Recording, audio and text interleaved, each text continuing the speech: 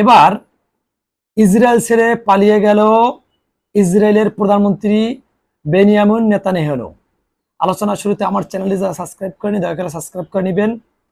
ইরানে যে হামলা করেছে ইসরায়েল, তার পাল্টা হামলায় পুরো ইসরায়েল ভূখণ্ড, তেল আবিব, জেরুজালেম তছনছ হয়ে গেছে। ইসরায়েলের প্রতিরক্ষা মন্ত্রণালয় ভেঙে চুরমার হয়ে গেছে।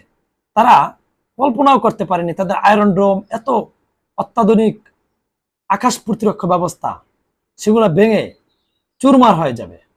আপনারা দেখতে পাচ্ছেন ব্যালিস্টিক ক্ষেপণাস্ত্র, মিসাইল, হাইপারসোনিক ক্ষেপণাস্ত্র তাদের ভূমিতে কিভাবে আশ্রয় পড়ে বিভিন্ন ভবনের উপরে, বহুতল ভবনের উপরে।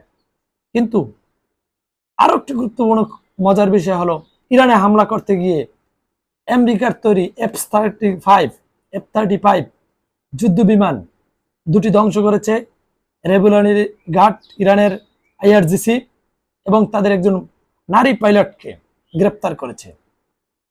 ইরান এরকম হামলা করেছে, তা দেখে ফিলিস্তিনি যোদ্ধাদের মনে একটু আত্মায় পানি আসছে, কারণ তাদের একটু না একটু সুসংবাদ আছে।